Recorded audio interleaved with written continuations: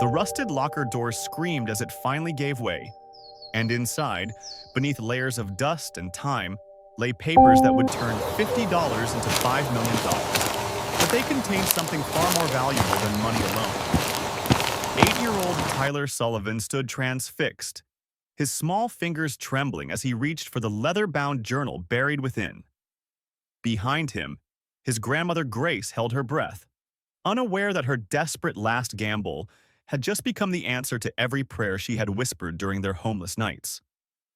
Grace Sullivan's weathered hands clutched her cardigan closer as the October wind whipped around the auction hall.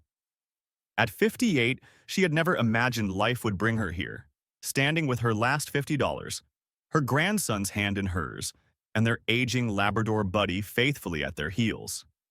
6 months ago, she had been a respected elementary school teacher with a modest home. Then the flood came, destroying everything insurance wouldn't cover. 2 years before that, her daughter's car accident had left little Tyler in her care. Life had taken and taken, until all they had left was each other and the loyal dog who followed them from shelter to shelter. The minivan where they now lived was parked outside, meticulously organized with the careful precision of someone determined to maintain dignity in desperate circumstances. A small plastic bin held their clothes, neatly folded. Another contained Tyler's school books. On the dashboard sat a framed photograph of Tyler's mother, alongside her blue silk scarf, the one possession Grace couldn't bear to part with when they sold everything else.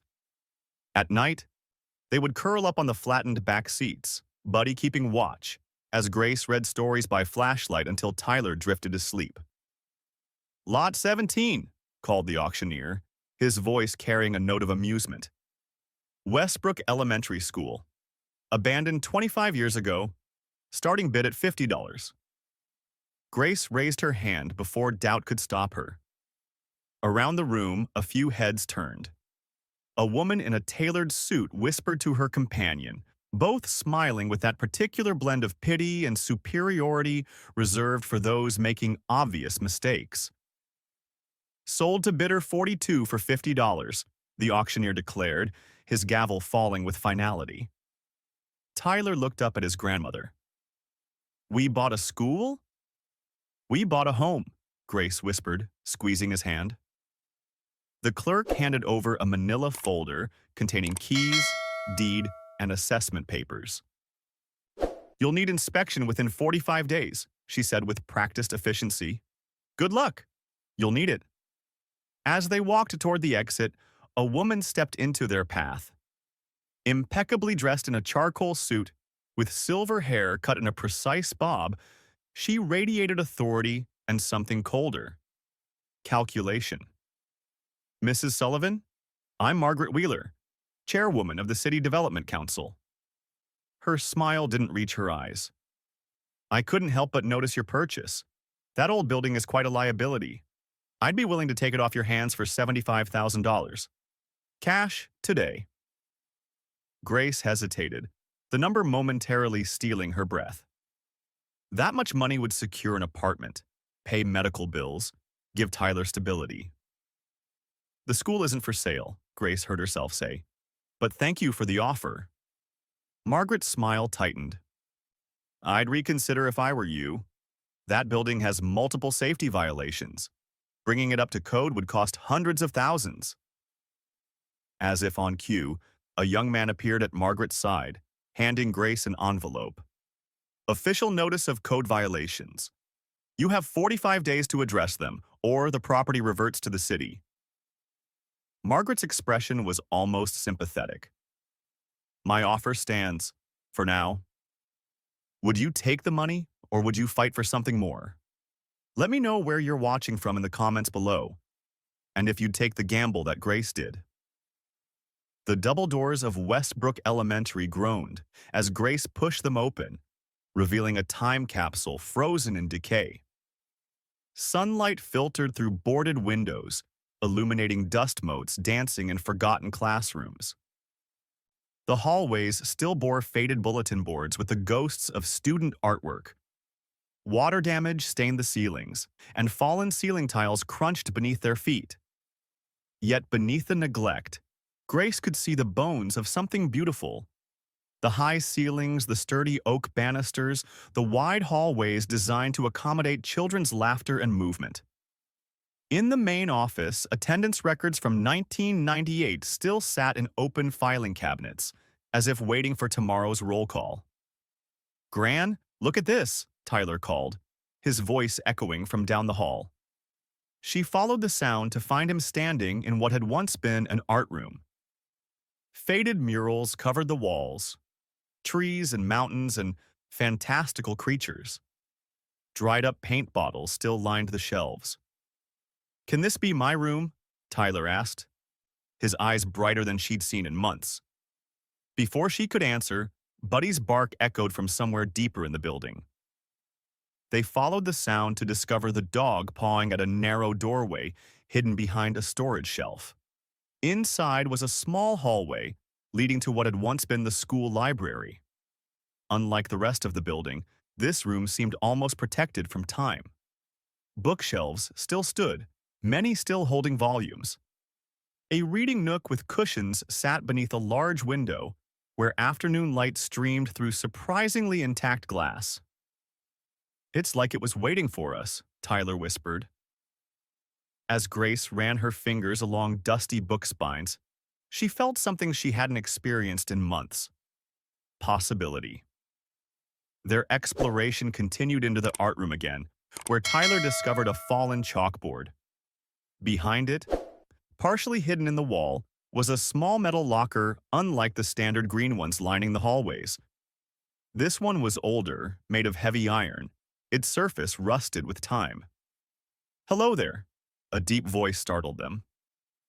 Grace whirled around to find an elderly man standing in the doorway. Tall and lean, with sun-weathered skin and capable hands, he leaned slightly on a wooden cane.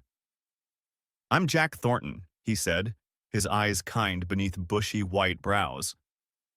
"Used to be a student here, back when dinosaurs roamed the earth." He chuckled. "Saw your car outside and thought I'd welcome the new owners. I'm Grace Sullivan, and this is my grandson Tyler, and Buddy." The dog wagged his tail at the mention of his name. "You trying to get into Eleanor's locker?" Jack asked, moving closer. "Eleanor?" Grace questioned. "Eleanor Westbrook. Founded this school back in 1932. Jack knelt with surprising agility beside the rusted locker. "She was more than the founder. She was everything to this place, and to some of us kids who had nowhere else." With Jack's help and a crowbar from his truck, they worked to pry open the locker door. The metal resisted, groaning in protest, flakes of rust falling away as they applied pressure. Finally, with a screech that set their teeth on edge, the door gave way. Inside, protected from the worst of the decay, were several items preserved by the locker's tight seal. A stack of envelopes yellowed with age but intact, tied with a faded red ribbon. A leather-bound journal embossed with the initials EW and the date, 1972. And at the bottom, wrapped in oilcloth, a metal box. Tyler carefully lifted out the journal, his small hands treating it with instinctive reverence. Grace took the metal box, unwrapping the oilcloth to reveal official-looking documents within. "My God," Jack breathed, looking over her shoulder. "It's the codicil." "The what?" Tyler asked. "A codicil to her will. There were rumors." Jack's voice trailed off as Grace began reading the document. Her eyes widened. "This says Eleanor Westbrook left $5 million in trust for whoever restores this school to its intended purpose as a place of learning and community." "Gran, look at this." Tyler had opened the journal to a page marked with a ribbon. "To whoever finds this, if you are reading these words, you have shown care for a place others abandoned. The true treasure of Westbrook is not in its walls, but in its heart, a place where lost souls can find their way home." Have school buildings from your past ever left a lasting impression on your life? Share your school memories in the comments, and don't forget to subscribe for part 2 of Grace's journey. 2 days later, Grace sat in the waiting area of Blackwell and Associates, the law firm named in Eleanor's documents. Her hands fidgeted with the strap of her purse, which now held the journal and codicil. After a 20-minute wait that felt like hours, a door opened. "Mrs. Sullivan, I'm Susan Chen, senior partner." The attorney was a striking woman in her mid-50s, with reading glasses perched on her nose and an air of precise competence. Her office was minimalist but warm, with degrees from Harvard Law sharing wall space with children's artwork. "These documents," Susan said, after examining them carefully, "appear authentic at first glance, but I must be frank. The trust account mentioned would require significant verification. Estates of this magnitude don't simply sit unclaimed for decades." "But it's possible?" Grace asked. Susan removed her glasses, rubbing the bridge of her nose. "Possible, yes. Eleanor Westbrook was indeed a wealthy eccentric. But proving her intent beyond reasonable doubt? That's another matter entirely." As Susan continued explaining legal complexities, Grace's mind wandered to Tyler, waiting in the minivan with Buddy. For the first time in months, he'd slept through the night without nightmares. He'd spent yesterday sweeping one of the classrooms, declaring it would be perfect once we fix it up. "Mrs. Sullivan?" Susan's voice pulled her back. "Are you prepared for what this means? Even if the trust exists, restoration would cost hundreds of thousands before you'd see a penny." "I understand," Grace said with more confidence than she felt. "I'll need to research this thoroughly." In the meantime, Susan slid a business card across the desk. "Document everything. Take photographs of the building's condition, keep receipts for any work, and continue reading that journal. Eleanor's intentions will be crucial." Outside the office building, Grace found Tyler attempting to teach Buddy to shake hands. The sight squeezed her heart, his childhood slipping away under the weight of adult worries. "What did the lawyer say?" Tyler asked. "She's going to help us," Grace said, choosing hope over uncertainty. "But we have work to do." That evening, a town hall meeting was underway at the community center. Grace slipped in quietly, taking a seat in the back row. On stage, Margaret Wheeler stood before a projected image of Westbrook School, transformed into a gleaming shopping center. "Riverview Plaza will bring jobs, tax revenue, and modern amenities to our struggling town," Margaret was saying. "The abandoned school has been an eyesore and safety hazard for decades." A man in the front row raised his hand. "What about the new owner? I heard someone bought it." Margaret's smile was dismissive. "A temporary complication. The building has numerous code violations that would cost millions to address. We expect it will revert to the city within the 45-day window." Grace slipped out before anyone noticed her.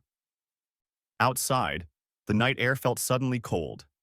The magnitude of what she faced crystallized, not just restoring a building, but fighting an entire system determined to see her fail. Back at the school, Tyler had fallen asleep in the library's reading nook, Buddy curled protectively beside him. Grace continued reading Eleanor's journal by flashlight, finding entries describing similar battles decades earlier. "The town council insists we need more industrial development," Eleanor had written in 1952. "They cannot see that children need beauty and learning more than factories.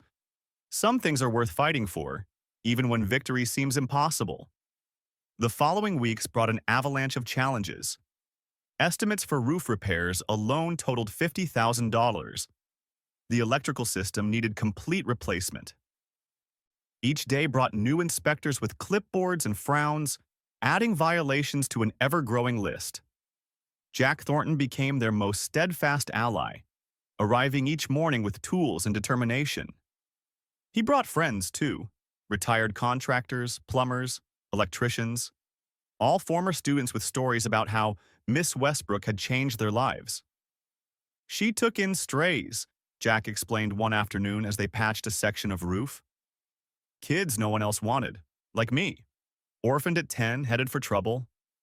She gave me purpose, taught me carpentry." "Why did the school close?" Grace asked, handing him a nail. Jack's expression darkened. Fire in 98. No one was hurt, but the damage was severe. The town already wanted the land for development. It was the excuse they needed. Meanwhile, Tyler was being bullied at school. Ghost Boy, they called him, lives in a haunted school with hobos. Grace's heart broke when he asked one night, "Are we still homeless if we have a building but no home in it?" She held him close. Home isn't just walls and a roof, sweetheart. It's where people who love each other are together. By that definition, we've never been homeless at all. A breakthrough came when a local newspaper ran a story. Former teacher and orphaned grandson fight to restore historic school. The article included photos of Tyler sweeping hallways, of Grace and Jack repairing windows, of community elders sharing stories about Westbrook's glory days. Volunteers began appearing, first a trickle, then a steady stream. A local hardware store donated materials. A roofing company offered discounted services. Small donations collected in jars at businesses around town. Margaret Wheeler's response was swift and calculated. At the next council meeting, she presented evidence that the school's foundation was compromised, making it unsafe regardless of repairs. She called for immediate condemnation. "This isn't about safety," Grace stood to say, her voice shaking but determined. "It's about profit versus purpose. Eleanor Westbrook built that school to be a community center that happened to educate children. We can honor that vision." The room divided visibly, those nodding in agreement, those shaking heads in disagreement. The council postponed their decision for 2 weeks. That night, as rain pounded the partially repaired roof, water began seeping through in a classroom they'd thought was secure. By morning, newly installed drywall was ruined. It felt like 1 step forward, 2 steps back. Tyler developed a cough that wouldn't go away. The doctor at the free clinic diagnosed bronchitis, prescribing antibiotics they could barely afford. As Tyler slept restlessly in the hospital bed, Grace finally allowed herself to cry. "Maybe this was a mistake," she whispered to Jack, who had come to sit with her. "Maybe I'm being selfish, putting Tyler through this for a dream." "Read more of Eleanor's journal," Jack suggested gently. Back at the school, Grace discovered pages that had stuck together. Carefully separating them, she found entries from Eleanor's final year. "I know Margaret will return one day," Eleanor had written. "That frightened child who accidentally started the first fire in 1956, who ran away believing herself responsible for so much damage. I've tried to find her all these years, to tell her she's forgiven, that accidents happen. I've set aside everything for her, not just money, but a chance to heal. The treasures hidden in the library safe will provide proof of my intentions." Grace froze. Margaret Wheeler. The fire in 1956. Could it be the same person? And what treasures? Has a personal connection from your past ever resurfaced to change your present? Tell me about unexpected full-circle moments in your life in the comments below. The next morning, Grace, Jack, and a recovering Tyler searched the library methodically. Buddy kept scratching at a particular section of oak flooring near the reading nook. When they pulled up the loose boards, they discovered a small safe embedded in the concrete below. The combination lock seemed impossibly modern compared to the aged safe. Tyler suggested trying Eleanor's birth date, found in the front of her journal, 07/22/1902. The lock clicked open. Inside lay a collection of small paintings, each carefully wrapped in acid-free paper. Jack gasped as they unwrapped them. Works by local artists who had gone on to national fame. But more surprising was a modern USB drive in a sealed plastic container. Using Jack's laptop, they accessed the drive. It contained a video file dated just weeks before Eleanor's death in 1999. The elderly woman's face appeared on screen, her eyes bright despite her frail appearance. "If you're watching this, you've found my final message. The school must survive, not for its bricks and mortar, but for what it represents, a place where broken things are made whole again. Margaret Wheeler, if you're out there, know that I forgave you long ago for the accident. The fire was just that, an accident caused by a child's curiosity, not malice. You've carried this burden too long. Come home, Margaret. Complete the circle. Grace sat stunned. Margaret Wheeler is the same person. Jack nodded slowly. The timing fits. She would have been about 10 in 1956. She disappeared from town after the fire, returned 20 years later as a successful developer. No one connected the troubled orphan with the polished businesswoman. She's not trying to destroy her past, Grace realized. She's trying to bury it. The next day, Grace requested a meeting with Margaret Wheeler. The woman's sleek office overlooked the town, its walls adorned with architectural awards. Margaret's assistant showed Grace in with obvious reluctance. "Mrs. Sullivan," Margaret said coolly, "have you reconsidered my offer?"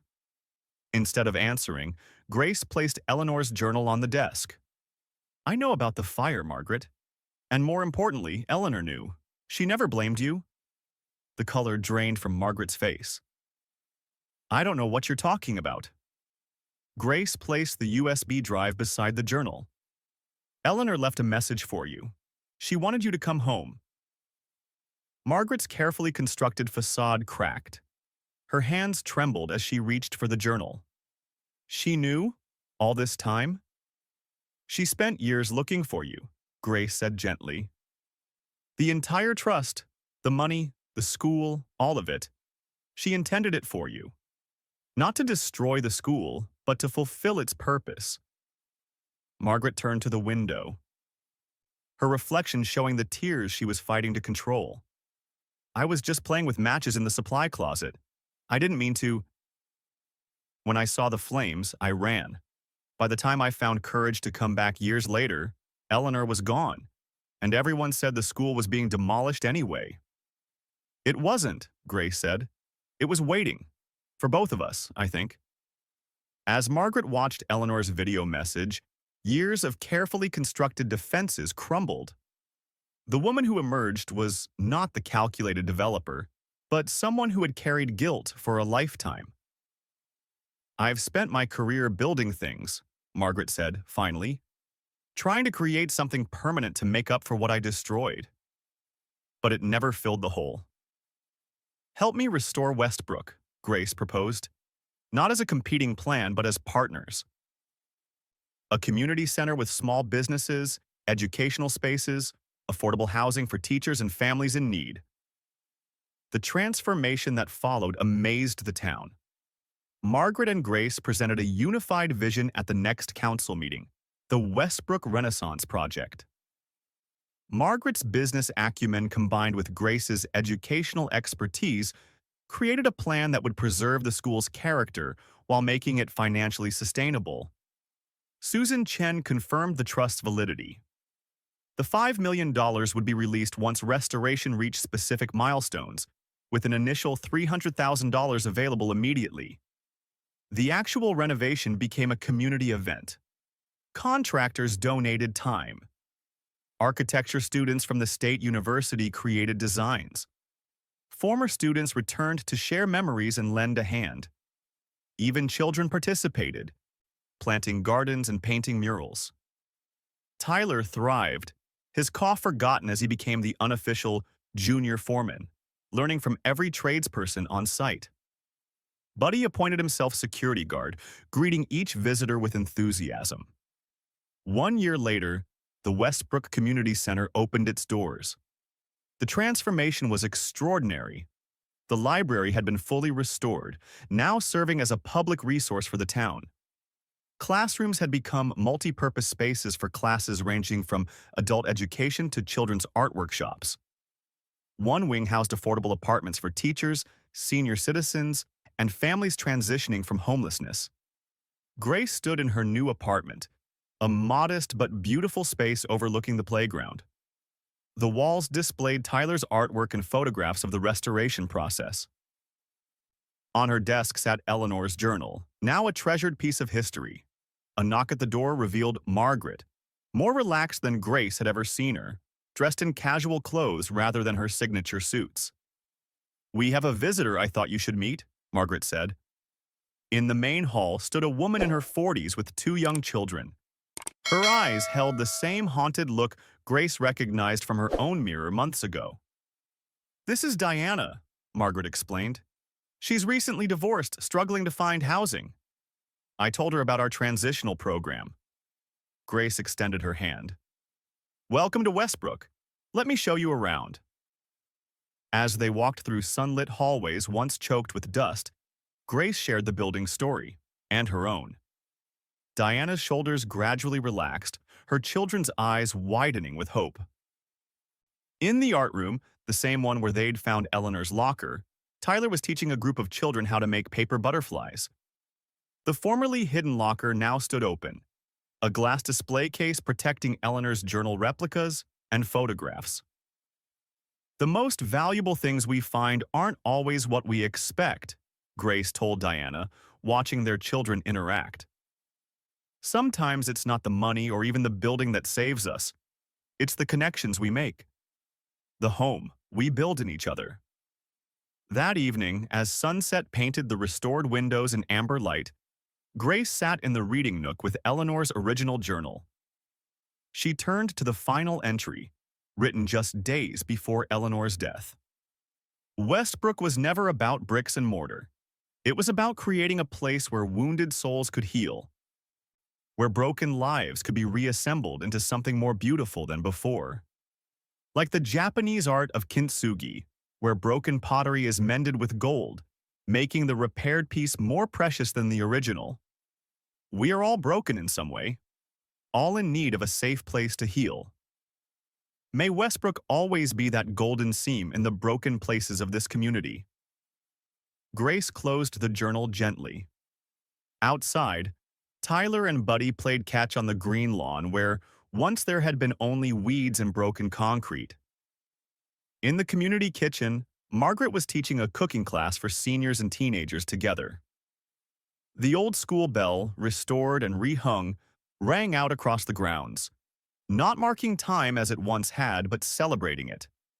Celebrating second chances, unexpected treasures, and the home they had all found within these rescued walls. From dust and desperation, from $50 and a desperate gamble, had grown something that no amount of money could measure. A circle of healing that would continue long after all of them were gone. "Thank you, Eleanor," Grace whispered to the empty